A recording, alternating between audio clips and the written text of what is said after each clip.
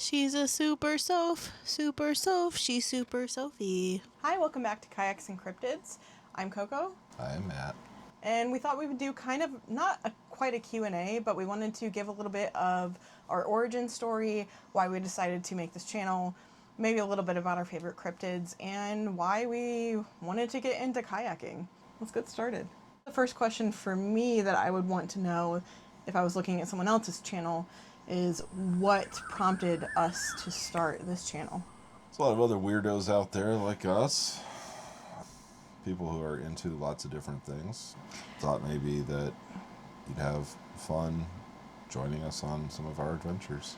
I feel like there is very much a niche for people who like to travel, people who like to be outside, and also people who think cryptids are fun or like there's some merit to some of them. And I think that it's a great idea to just keep an open mind and go kayak places and go travel places and see what we find. So for those who are maybe new to the concept, what is a cryptid? So a cryptid, I don't know the formal definition, but cryptids are part of the wider cryptozoology, which is beings, especially non-human beings, that many people feel exist. There are people that have had experiences that they feel have been with cryptids. I think cryptid comes from cryptic, meaning like it's in the shadows, it's in the fringes of society, and maybe not everyone agrees with it. But I always go back to that where, what was it, lowland gorillas that they thought were cryptids? Gorillas. Yeah. Well, gorillas in general, I think. But yeah. The indigenous people of the area knew that they existed. They've seen them over and over and over again. But the white people hadn't seen it yet, so it didn't exist. Right. Not to get spicy, but it's just that kind of thing where like there is some merit to some of these things. There's some merit to some of them, and I don't think they should be dismissed so easily. Throughout all of human history, people have seen and reported things outside of the usual everyday experiences. And if you look at these reports over long spans of time, there seems to be a lot of... There's credibility. There's lots of commonalities. Yeah. Yeah, it's like... at a certain point, you get to where you're thinking, can they all be making it up? Yeah. Like, especially when, like, a lot of these people, like, they had never heard of or, like, been into, you know, this sort of stuff beforehand. There's a lot of people that I've come across in, like, podcasts and other things where they have put their credibility on the line with like the military or other, they could have had their life made and they saw something that made them give that away because they knew the truth. I'm not saying every single cryptid sighting is real. I'm not saying every single like fantastical explanation of things that happen is true, but I do think that I think about it in a scientific way where I think we haven't gathered enough evidence to disprove it yet. We might want to give some examples of cryptids. So the big ones, Sasquatch, the Yeti, which are kind of related, Mothman, if anyone knows about the Jersey Devil, what are some other ones? The chupacabra. Yeah, chupacabra. The ones that I won't say the name of can imitate human beings that a lot of indigenous people don't want you to say the name of, if you know what I'm talking about. Those have been like a big thing that has been very prevalent in a lot of different tribes across what is now considered America. A lot of these different indigenous tribes in the Americas have had very similar experiences of that specific one, which I hope I'm giving you enough information. I don't want to say it out loud, just even if it's just respect of the indigenous groups that don't want you to say it. But yeah, that's my understanding of a cryptid. Do you have a favorite one? Like, is there one that you feel, maybe not favorite, but like that you feel more of a kinship with? Well, I don't know if it's so much the case anymore that I do, but I know growing up, probably what like really got me into it was the Loch Ness Monster. I think that's probably second grade, I came across a book in the school library that was just talking about, you know, these different, you know, mysteries and things, and the Loch Ness Monster was in there. Yeah, that's one that I didn't, like, it's a big one. And also Champs, the Lake Champlain, like, Sure. The one that I think people think is related to the Loch Ness Monster. I think Bigfoot was my first, like, if we're going into, like, first experiences of understanding a cryptid or maybe, like, something on the fringes that maybe is real, maybe isn't, I think there was like a big thing in the 90s when I was like 4 or 5. Sophie's nesting back there. You can't see her probably, but it's very cute. She's nesting. But for me, Bigfoot was, it wasn't like a, I'm pretty sure, my parents didn't buy like National Enquirer or anything. So it wasn't like a very mainstream newspaper where people, we live in Ohio, and there's a lot of sightings of Sasquatch, Bigfoot, whatever you want to call the hominid being that people talk about. There's a lot of sightings in Ohio. Like Salt Fork State Park is one place that we really want to go to because it's had a lot of sightings. Yeah. There and like the Pacific Northwest are two really big. Like us, West Virginia, Pacific Northwest are places that are really hot spots for that type of thing. There's some other places as well. Texas, believe it or not. Yeah. A lot of people don't think of that, but Texas gets a lot of sightings. I didn't think about that. For me, as far as specifically what I feel kinship with, it's weird, and I don't know why, but Mothman, maybe it's because I have a heritage in West Virginia. There's some sort of cryptid hotspot there. We visited Point Pleasant in West Virginia, but we definitely want to go back and maybe research a little bit more and get off the beaten path.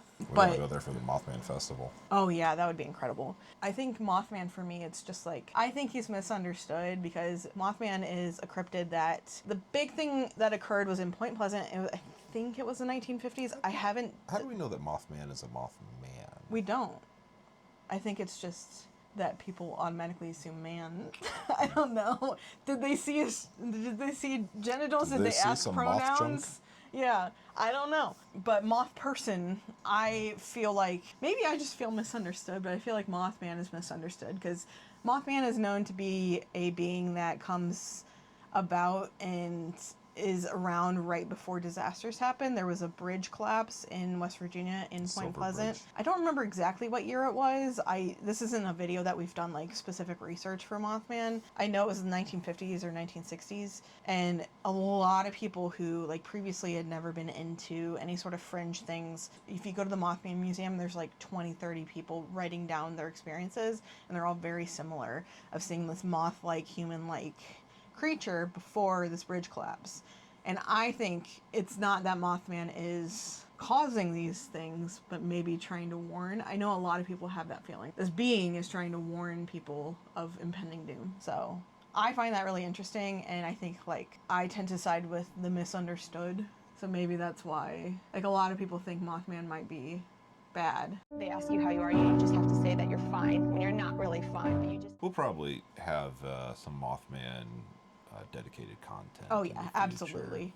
We're not that far from Point Pleasant, and we definitely have wanted to go back ever since we knew about the Mothman Festival. We talked a little bit in our maiden voyage video about our experiences with kayaking, with being outside.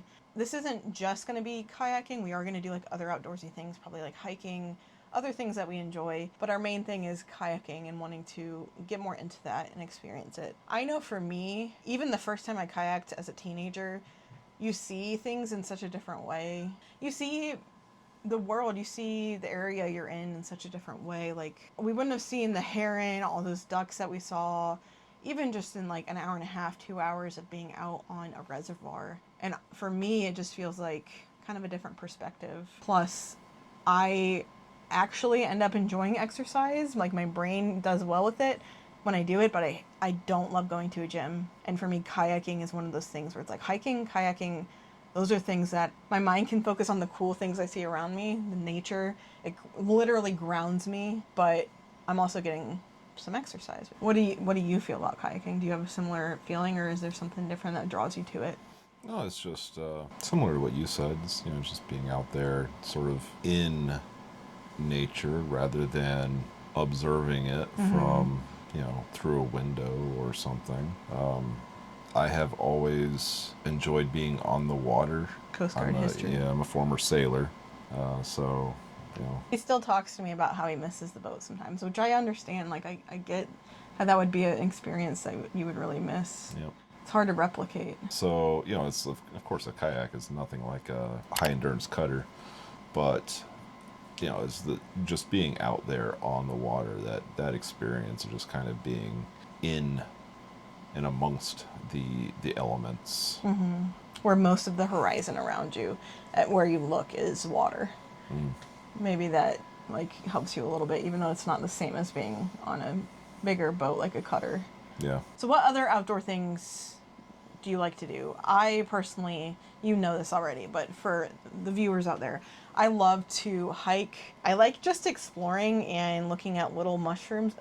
Some of my favorite things are little wild mushrooms and looking at animals that I encounter. Looking at animals that I encounter just on a hike in the woods. I don't really get to backpack or do any like backcountry stuff. I'd love to do that eventually, and one of my absolute dreams is to through hike the Appalachian Trail eventually. I hope that will happen. But generally, when I find myself disconnected from nature too much, like it has been with school, especially over the last few years, I tend to get dysregulated. And I feel like I realize once I get back in the woods or in a kayak that I just feel more grounded. Yeah, I mean, a lot of what you had to say about hiking, I would say similar. One thing I guess that I like that maybe a lot of people don't like is I genuinely like to be out in the winter elements when there's a lot of snow, when it's cold. We might have to pause to feed the cats. Go ahead, keep going. Anyway, when it's when there's a lot of snow, I find it very energizing. Never been diagnosed or anything, but I always tell people that I have reverse seasonal affective disorder. Which is funny because I have the winter one. But, not to interrupt you, I feel like being with you and like, especially since we got married and we've talked about our experiences, I feel like I appreciate winter more than I used to. I used to be one of those people that hated winter.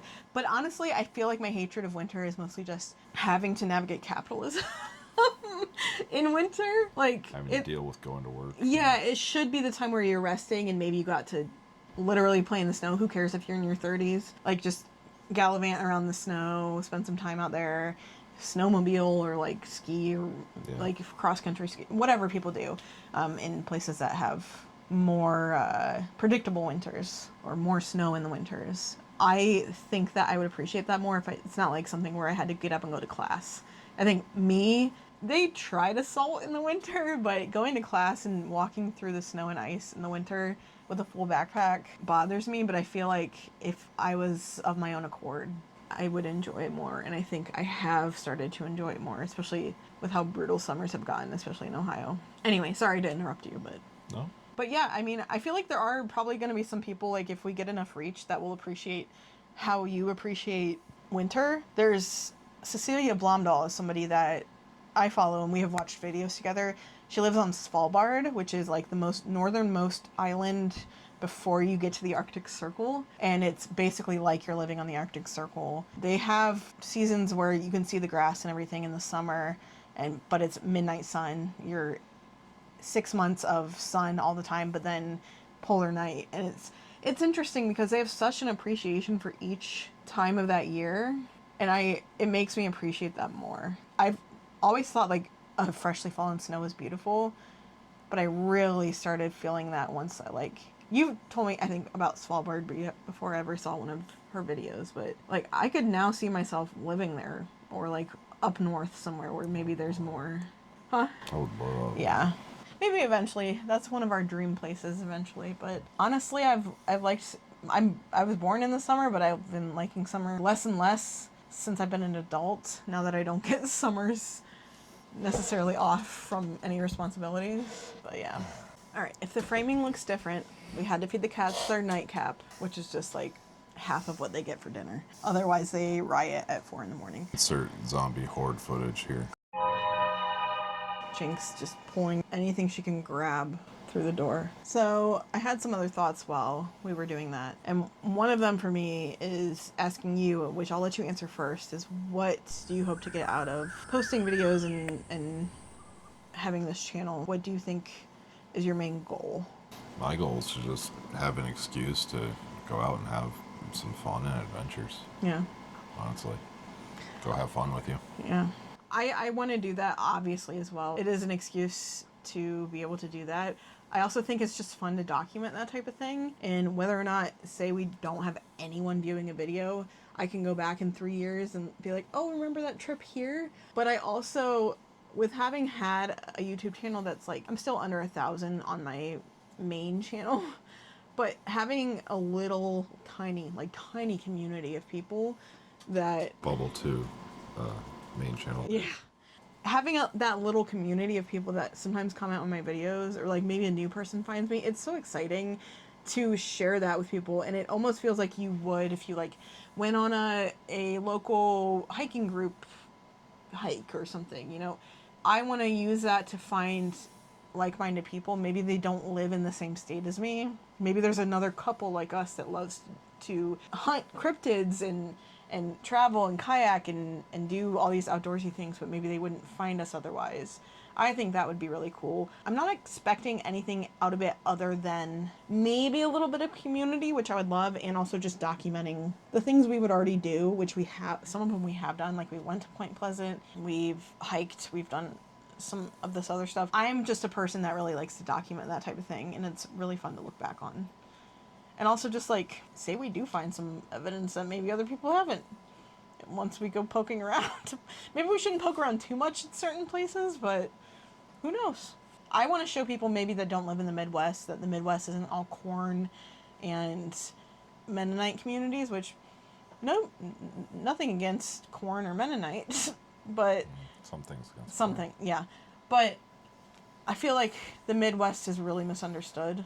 Though we will be traveling hopefully outside of the Midwest, I also really want to show people like a different side of the Midwest. It's like people don't see, you really don't know. I don't know what it's like in Texas for people that aren't a very specific subset of people. I have a creator that I follow that's in Texas, and she's not like a lot of the people around there. It's kind of the Midwest is the same for me, which I want to show people that there are really cool things here. Not necessarily that I want to live the rest of my life here, just because I feel like a person that wants to go different places and experience different things, but I do think that there are a lot of gems here that if we do decide to leave the Midwest, I'd like to document, and I'd like to show other people that there are some cool things in the surrounding areas. Like, no one knows, I feel like a lot of people don't know about the Serpent Mounds. Like, you know a little bit more about those. Can you talk a little bit about those? Because that's not a cryptid or a kayak, but I feel like it's something that people should know about, because I feel like it, especially people into like anthropology, archaeology, might like it. Oh, yeah. So the Serpent Mound, that is down in southern Ohio. It is the largest remaining figurative, I forget the exact term, but it's like a figurative mound, a mound that is meant to look like something rather than just being... And it's best viewed from like up high or... Yeah. Yeah. So it looks like a serpent, and it's got it's basically like, kind of undulating, and it's got its mouth at one end, and at the other end, I'll put some pictures. Yeah, kind of coiled tail. Yeah. But it is a very, very old. It's left over from one of the older indigenous cultures here in the Americas. There is some debate as to how old exactly it is, but yeah, it's you can go visit it. It's part of an Ohio State park, and they have a museum there as well. They have an observation tower, so you can climb up 4 or 5 stories I couldn't high. get all the way up there. There's a picture of you looking down at me that I'm probably going to insert. Do you remember that one? I really wanted to see it, but I couldn't. It was like you had the see-through stairs. Anyway, sorry, keep going. So anyway, if you're interested in the archaeology and anthropology of North America, it is a fantastic site. Yeah. To go and check out. And it's right now, at least, hopefully it continues to be, it's preserved. So I think another thing, it's not in our name because we can't just do kayaks and cryptids and archaeology and hiking, and like we can't make our name kayaks and cryptids and caves and archaeology. And, But I do think to like keep it interesting and to show the things that we enjoy, like to showcase the things we enjoy, anthropology and archaeological sites are things we're gonna also be looking at. Sure. Like when we go to Salt Fork, we're also gonna look at other interesting things around there. Of course. But yeah. Yeah.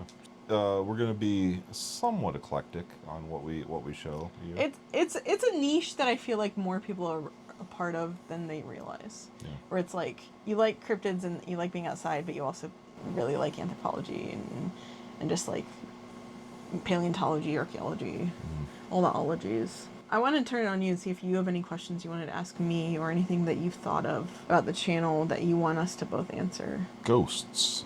Are ghosts cryptids? Are ghosts something like ghost hunting? Is that something that we would do as part of our cryptid, or? I feel like it falls within the unknown. I feel like I would find it interesting, and I feel like a lot of people that find cryptids interesting might also want to look into other paranormal things. There are people that, the thing is then you get into, there are people that think that cryptids are just like zoology that people haven't experienced yet or don't understand, or is this like people that think Bigfoot is a white that's people that think Bigfoot, like Sasquatch, is a white, WIGHT, that is protecting lands. I feel like there's crossover, and there's not really a way to separate it. Bigfoot is an alien. Yeah. I feel like it's all just like, to quote Greg and Dana Newkirk, high strangeness. They're all part of kind of the same thing. So I would group that in, and I would be open to doing that. I'm also a baby. I do horror books really well. I enjoy reading horror books a lot. When you get to movies or like real life and I'm actually physically scared, I'm probably going to be hanging on to Matt's neck if we do something like that. But it would be, I feel like anyone who likes viewing our stuff about cryptids or just being outside and kayaking would maybe enjoy us going to like the Mansfield prison, where like that's a really popular one, where I have family. It's from Weston, tiny little town in West Virginia, and they have the, what is it, Trans-Allegheny Lunatic Asylum? Is that what it is? I think those would be really interesting, because I personally feel a lot of paranormal, like ghost type things, are just the energy that's still there, but it also can overlap. It's personal belief, I guess. And also, don't worry, we will, if those are things we end up doing, we will have plenty of commentary on the exploitation. The exploitation of the those people that type were in of there. Yeah. sites for the entertainment value.